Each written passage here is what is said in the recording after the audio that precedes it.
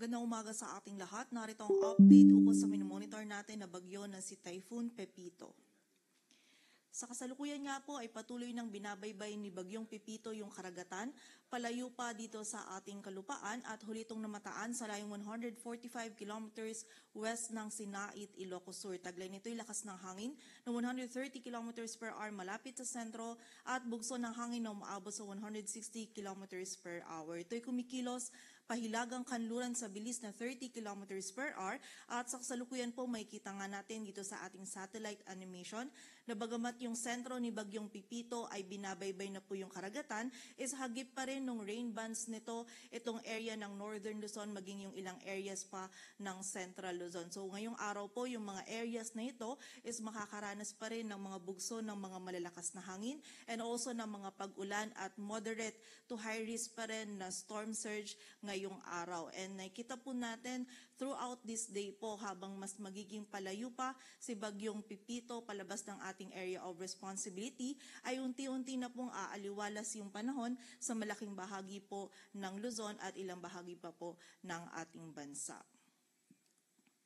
At ayon nga dito sa ating latest forecast track analysis ni Bagyong Pepito, patuloy po itong kikilos generally west-northwestward ngayong araw at lalabas po ito ng ating area of responsibility ngayong umaga or mamayang tanghali. At may kita nga po natin dito sa ating forecast track muli po yung sentro ni Bagyong Pepito is nasa karagatan na, ngunit mapapansin po natin itong area ng yellow circle is hagip pa rin po itong area ng Northern Luzon at ilang bahagi pa ng Central Luzon, kung saan ngayong araw nga po is makakaranas pa rin ng bugso ng mga malalakas na hangin and also ng mga pag-ulan at meron pa rin po tayong moderate to high risk na storm surge na dulot ni Bagyong Pepito.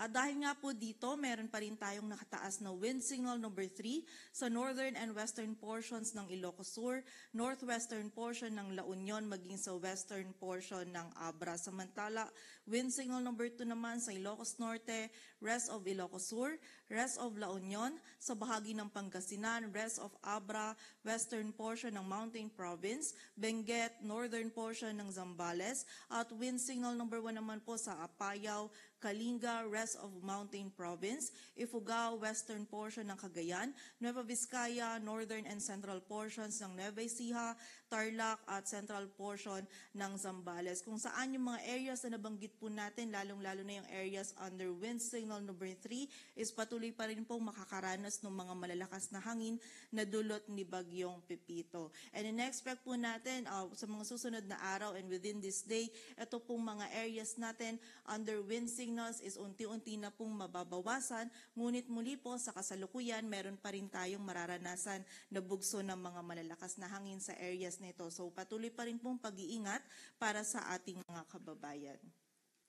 Samantala sa mga pagulan naman po dulot ng outer rain bands ni Bagyong Pepito. Ngayong araw meron pa rin tayong mga moderate to heavy na pagulan na mararanasan sa Ilocos Sur, La Union, Pangasinan, Zambales, maging sa bahagi din ng Benguet, Tarlac, Nueva Ecija, Aurora at sa Cagayan, Isabela, miging sa area din po ng Batanes. So patuloy pa rin pong pag-iingat para sa ating mga kababayan sa banta po ng mga pagbaha at pagguho ng lupa, lalong-lalo na po yung mga areas natin na malapit sa mga ilog, sapa and also sa mga bulubunduking lugar kung saan posible po tayo or prone po tayo sa mga flash floods or yung pagragasa po ng tubig and also sa mga landslides. At sa kasalukuyan po, meron pa rin tayong moderate to high risk ng storm surge kung saan 2.1